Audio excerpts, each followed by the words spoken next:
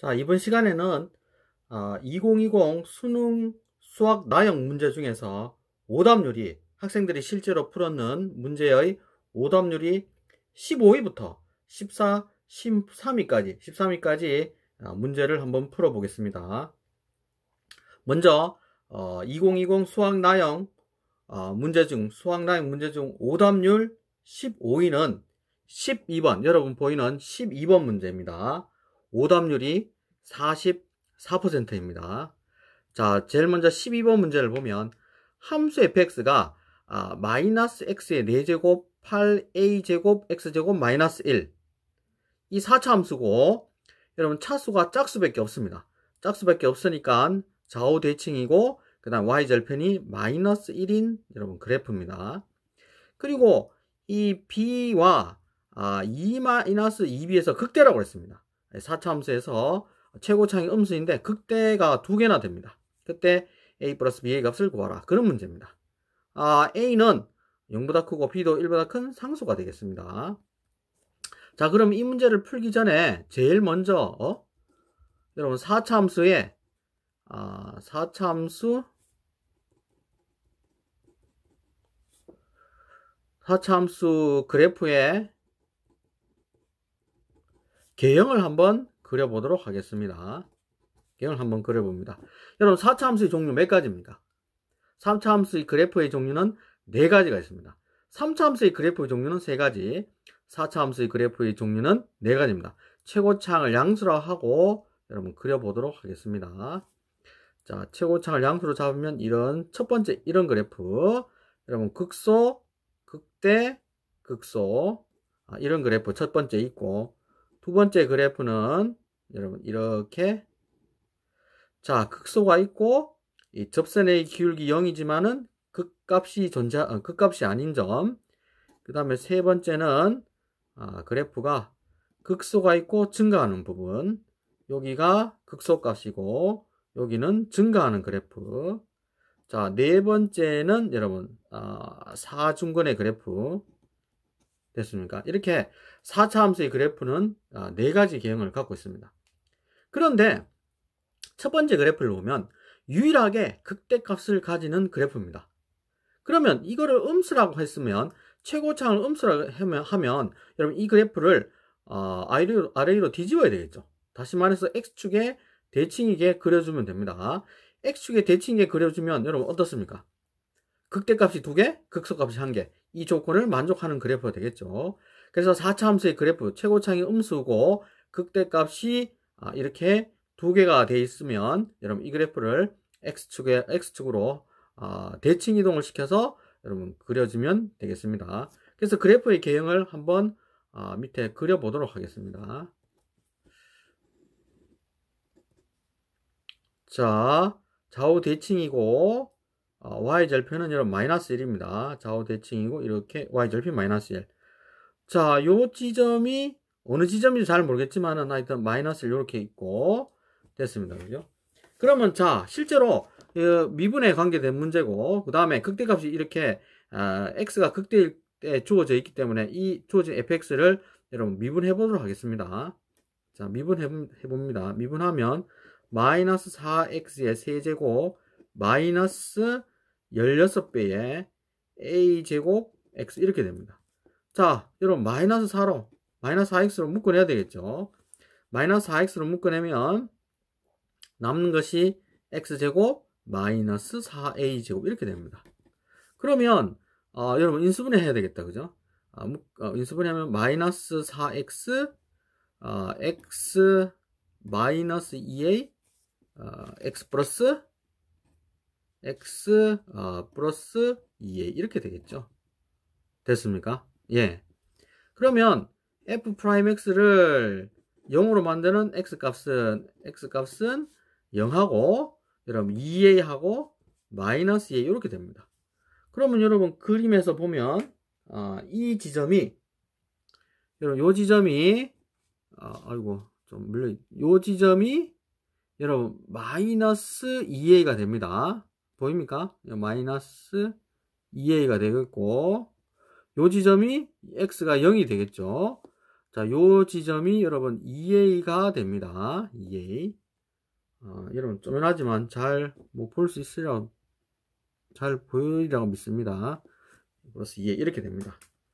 자, 그런데 문제에서는 b가 1보다 클 때, b가 1보다 클 때, x는 b하고 2-2b가 2-2b 여기 두 군데에서 극값을 갖는다고 했습니다. 극대값을 갖는다고 그랬죠.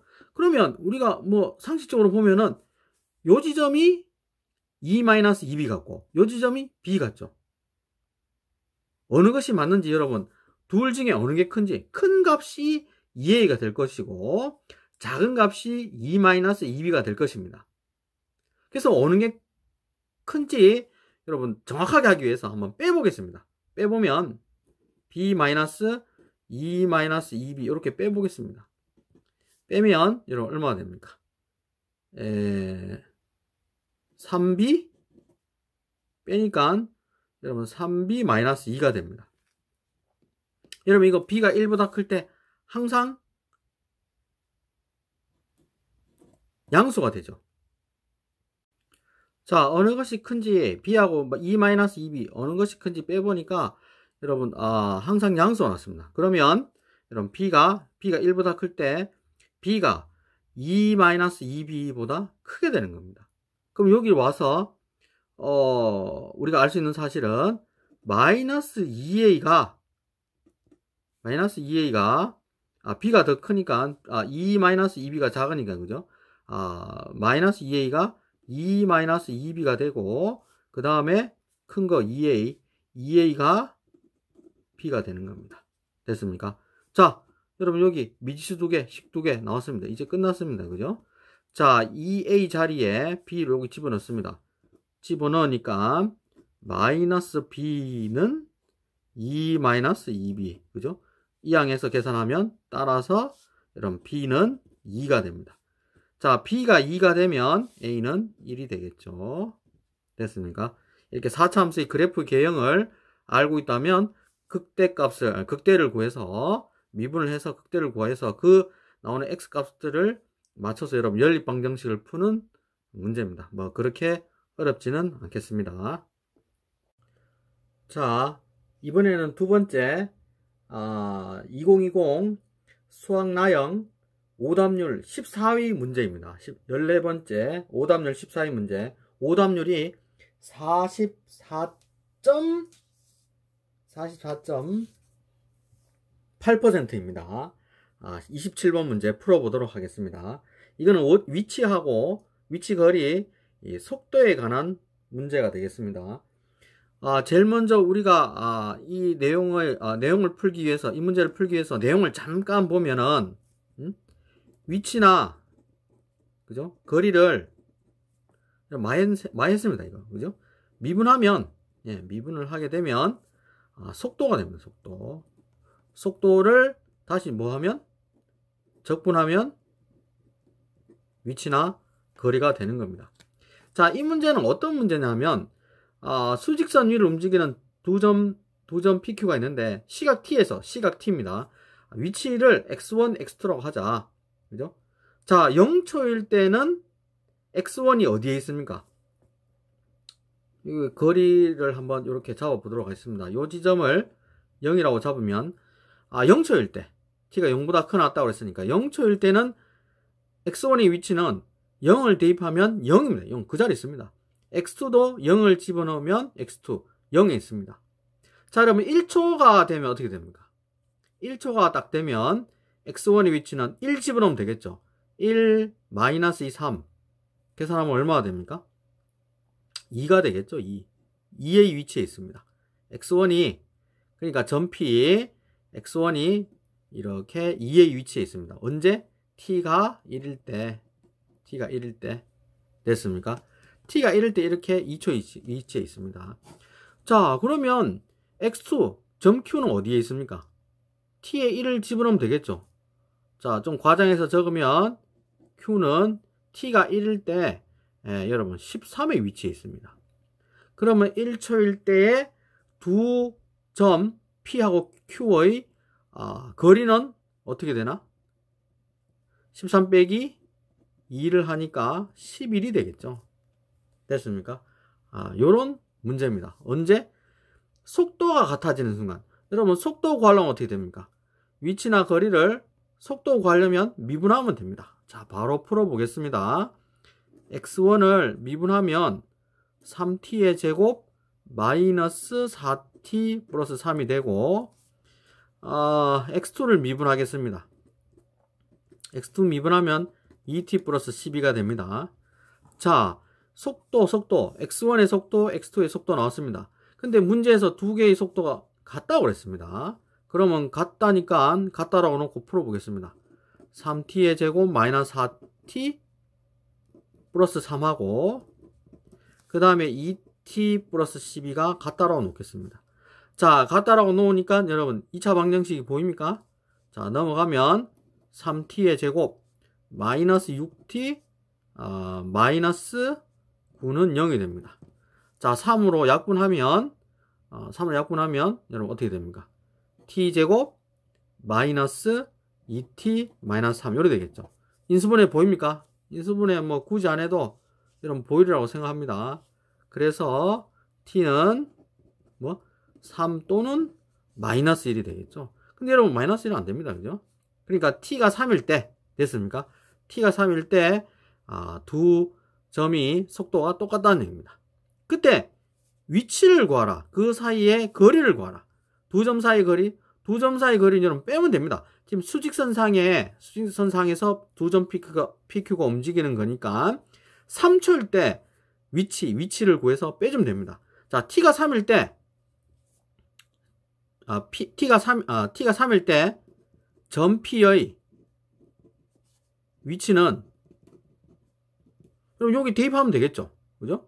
여러분 대입하면 여러분 10 얼마가 나오냐면 대입하면 18이 나옵니다. 그죠? 그 다음에 점 Q의 위치 t가 3일 때니까 여러분 3을 여기에 대입하면 됩니다. 그죠? 3 들어가면 3, 3은 9, 36 해서 얼마가 되냐면 45가 됩니다. 45 됐습니까? 그러면 우리가 원하는 두 점 사이 거리 여러분 선분 PQ의 길이로 잡아도 되겠다. 그죠? 요 길이는 두 점 사이 거리 PQ 45 빼기 18 하니까 얼마가 되냐면 27이 됩니다. 27. 그래서 여러분 이 문제 뭐 그렇게 어려운 문제는 아닙니다. 그죠? 오답률 14위 오답률 14위 문제 44.8% 오답률입니다. 두 점 PQ의 속도가 같다? 속도 같으니까 여러분 미분을 해서 같다 놓고 그때 시간을 이용해서 두 점의 위치를 구해서 빼주면 되는 문제였습니다. 자, 이번에는 오답률 13위 문제 16번 문제입니다. 오답률은 47%였습니다. 자, 16번 문제는 통계에서 확률과 통계에서 모평균 그 다음에 표본평균에 대한 이야기입니다. 일단은 네모 안에 집어넣는 문제니까 전체를 이야기하기보다는 네모 안에 집어넣는 것만 집중적으로 여러분 넣도록 하면 되겠습니다. 그러나 너무 또 지엽적으로 봐서 단실수를 하면 실수를 하면 안 되니까 여러분 전체적으로 볼 줄도 알아야 하겠습니다. 자, 제일 먼저 문제가 뭐냐면 이 주머니 안에 이렇게 자 1이라는 숫자가 적힌 공이 여러분 10개가 들어있습니다. 자, 2라는 숫자가 적힌 공이 20개가 들어있고 3이라는 숫자가 적힌 공이 여러분 30개가 들어있습니다. 그러면 한 개 선택할 때 60개죠. 총 60개입니다. 총 60개 중에서 1의 공을 선택할 확률 여러분 60분의 10 그러니까 6분의 1이 되겠죠. 6분의 1이 됐고 그 다음에 2가 적혀 있는 공을 한 개 선택할 확률 60분의 20이니까 여러분 3분의 1이 되겠습니다. 그 다음에 세 번째 3이라는 공을 하나 3이 적힌 공을 하나 선택할 확률 60분의 30이니까 여러분 2분의 1이 되겠습니다. 됐습니까? 그죠? 그때 여러분 이제 밑으로 내려갑니다. 여러분 확률 분포표를 잘 이렇게 나타냈습니다. 확률 분포표 1이라는 숫자 나올 확률 6분의 1, 2가 나올 확률 3분의 1, 3을 뽑을 확률 2분의 1입니다. 그죠? 자, 총 60개. 이 60개를 여러분 모집단으로 받는 겁니다. 이렇게 모집단으로 받습니다. 모집단으로 보고, 자, 모평균 M을 구했습니다. 모평균을 구해보니까 3분의 7이 나왔다. 그죠? 그때 모분산을 한번 구해봐라. 그런 얘기입니다. 모분산. 여러분 분산 구할 줄 알죠? 분산. 모분산 Vx 두고 구할까요? 모분산은 여러분 어떻게 됩니까? X제곱의 평균에서 X제곱 평균에서 여러분 원래 평균의 제곱을 빼주면 됩니다. 원래 평균은 3분의 7 나와있죠? 그럼 여러분 X제곱의 평균을 구해주면 됩니다. 그럼 X제곱의 평균 어떻게 구하면 됩니까? 요거 제곱, X제곱 평균 1의 제곱 곱하기 요거, 2의 제곱 곱하기 요거 곱해주고 3의 제곱 곱하기 요거, 다시 말해서 곱해봐야 1의 제곱 곱하기 6분의 1 더하기, 자 이거 제곱하면 4입니다. 3분의 4 더하기 요거 제곱하면 2분의 9 됐습니까? 빼기 원래 평균의 제곱, 원래 평균 여러분 3분의 7이 있습니다. 3분의 7의 제곱 됐습니까? 이러면 분산을 구할 수가 있습니다. 그래서 이것을 여러분 계산해보면 9분의 5가 됩니다. 됐습니까? 근데 이 중에서 자 60개 중에서 여러분 모집단에서 10개 크기 10개 n이 10개만큼 추출한답니다. 이미 추출 모집단의 특성을 고려해서 그대로 추출하는 거죠. 이렇게 이미 추출해서 구한 표본 평균을 x바라고 하면 그 10개 정도 뽑아낸 표본 평균을 x바라고 하자. 그때 우리가 묻는 것은 뭐냐면 표본 평균의 분산을 구하는 겁니다. 여러분 표본 평균 어떻게 구합니까? 표본 평균 x바로 주어져 있고 표본 평균의 평균 EX바. 여러분 이거 설명했는 거 기억납니까? 표본 평균의 평균은 뭐하고 똑같다? 모평균하고 똑같다. 여러분 똑같죠? 모평균 똑같습니다. 모평균하고 여러분 다른 것은 통계학에서 하지 않는다. 똑같은 것만 한다. 분명히 이야기했습니다. 그 다음에 표본 평균의 분산. 표본 평균의 분산은 Vx바는 어떻게 구한다 했습니까? 지금 10개 뽑았는 n개라고 잡으면 뭐분의 n분의 Vx 됐습니까?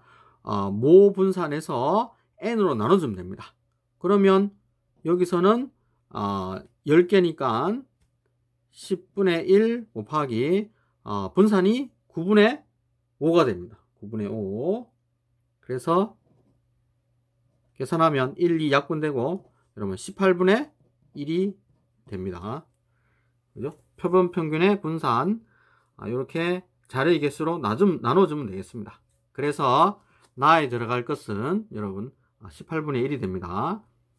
자, 그 다음에는 뭐냐면 주머니에서 n번째 공에 적혀있는 수를 xn이라고 하자. 됐습니까? 그때 묻는 게 뭐냐면 밑으로 바로 가보겠습니다. EY가 3분의 70이다. VY를 구해봐라. 그런 얘기입니다. 근데 여러분 여기에 뭐가 되어 있습니까? Y가 n번째 꺼낸 공에 적혀있는 수를 xn이라고 해서 첫 번째부터 10번째까지 다 더하는 것인데 여러분 관계식이 이렇게 되어 있습니다. y는 중간에 거 빼면 10배의 xn, x바 이렇게 돼 있죠. 그러면 이에 y라는 것은 자 여러분 조금 지엽적으로 보고 바로 계산하는 겁니다. 이 10배의 x바 이렇게 되겠죠. 자 여러분 여기서 우리 공식 기억납니까? 이에 ax 플러스 b는 이에 a가 앞으로 빠지고 a 곱하기 2x 플러스 b. 그럼 이 공식에 의하면 10은 앞으로 빠지면서 2x바 이렇게 되겠죠. 아까 여러분 2x가 3분의 7입니다. 3분의 7이니까 10배 하면 3분의 70이 되겠습니다. 됐습니까? 그죠? 그러면 vy도 마찬가지입니다. vy도 야는 v 10x바 이렇게 되겠죠. 그럼 이 공식이 뭡니까? 여기서는 공식이 예? v ax 플러스 b 이거는 공식에 의하면 a제곱 vx입니다. 그죠? 시그마 만일에 표준편차라면 절대값 a 절대값 적어볼까요? 시그마 ax 플러스 b는 절대값 a 시그마 x 이렇게 되겠죠. 그죠? 여러분 공식입니다. 그래서 이것은 계산하면 10이 앞으로 나오면서 100이 됩니다. 10의 제곱 곱하기 vx바가 되겠죠. 자 여러분 아까 vx바 구해놨습니다. 여러분 18분의 1 구해놨죠. 그죠? 그래서 곱하면 여러분 18분의 100이 됩니다. 그래서 약분하면 얼마가 되냐면 약분하면 9분의 50이 됩니다. 자, 이게 세 번째 다에 들어갈 내용입니다. 그래서 모평균을 알고 됐습니까? 모평균 여러분 여기 있는 모평균을 알고 표본평균의 평균, 표본평균의 분산을 구할 수 있는지, 그 다음에 이 표본평균에다가 상수 10이 곱해져 있을 때 이 단순한 계산을 할 수 있는지 여러분 물어보는 문제였습니다.